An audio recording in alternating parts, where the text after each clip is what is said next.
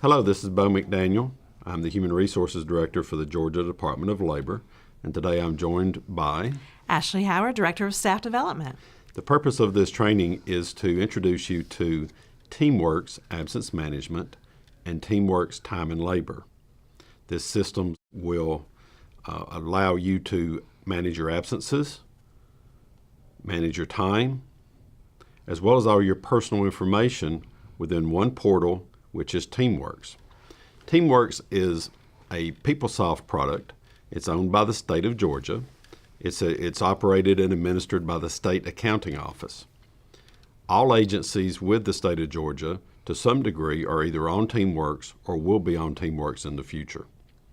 Today, as we begin our training, we're going to begin entering into the system, so you'll see how you would log in, and then the first few things that you need to do. You'd enter your user ID number, which is your PeopleSoft ID number, your password. Your password, if you have not entered the system within 45 days, in the last 45 days, then you will have to do the forgot password option. Please enter self-service, and what we're doing at this point is reviewing and editing your personal information. All this information needs to be updated continuously anytime there is a change. For not only TeamWorks, but for emergencies, for benefit billing, this is the address that's used for that. Email addresses are important because they are going to be in this system. A lot of notifications will occur with emails. On email address, enter your GDOL email address here. Click and make sure that it is the primary email account. Save it. And then throughout the new TeamWorks modules, whenever an email notification is supposed to go out, it is very likely that it will go out if you have this box checked and that is your business email address. Now, email notifications aren't going to take the place of communication between supervisor and employee. So if you choose you want to use your personal email address, no problem at all. Enter that email address. The positive point to this is the email address that sends out the robocalls, robo emails notifying you when there's an office closure. Now, once all that has been entered and saved, we're going to begin our demonstration in support of the job aids that can be found on the official Department of Labor intranet site, which is the source. Under Employee Support, you have all administrative policies, forms, performance management, and TeamWorks. Here you'll be able to find all the job aids that you will need. Okay, Ashley? Yes. Thank you, Bo. The first job aid we will navigate and give you a system demonstration of is Employee Self-Service. And this job aid can be found on the source. Our first business process we want to talk about related to absence management is that we will continue to use the DOL Blue Leave Slip form, DOL Form 102. You will continue to request leave, have the conversation with your supervisor, have the form approved, and you will actually go into the system after the leave is taken at the end of the work week.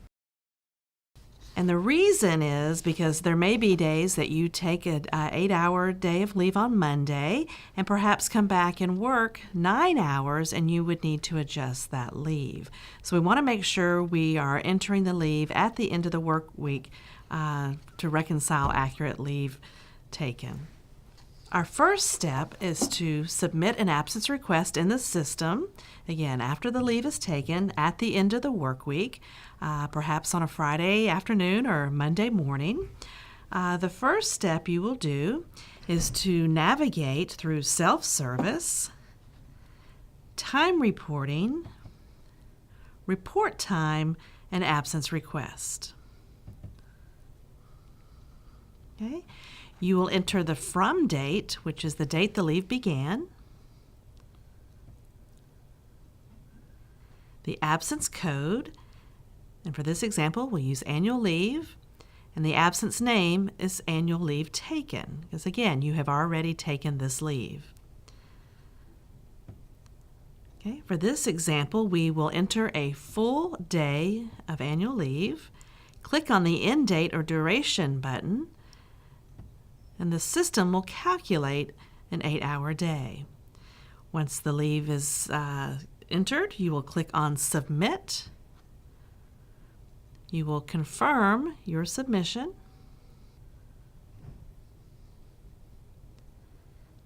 And an email should be sent to your supervisor to approve the leave that has been taken, so it will upload to your timesheet.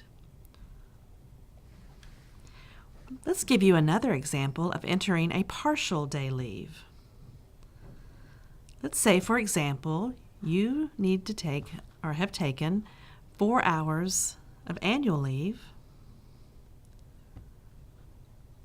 Okay, again, you select the absence name, absence leave taken. You enter a partial day.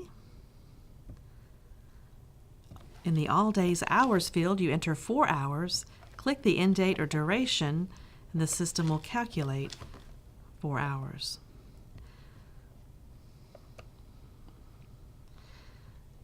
Let's say within that same business day, you need to take 4 hours of sick leave as well. You would need to enter a separate absence request for the additional 4 hours of sick leave.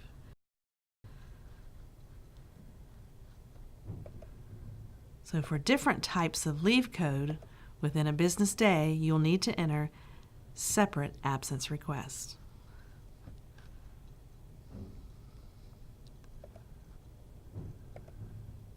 Okay, you can also view your leave balances by navigating through self-service, time reporting, view time, and absence balances. And for each leave entitlement, the system will display the balance if the balance is greater than 0. The header of the Balance As Of column indicates the date the displayed balances were calculated by the system. Please note that the system updates the balances as part of the payroll process, and this happens twice a month on payday.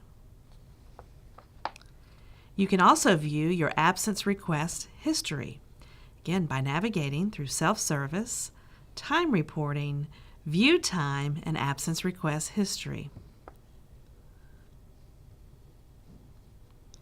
You may use the From and Through fields to set a range of dates to view request history.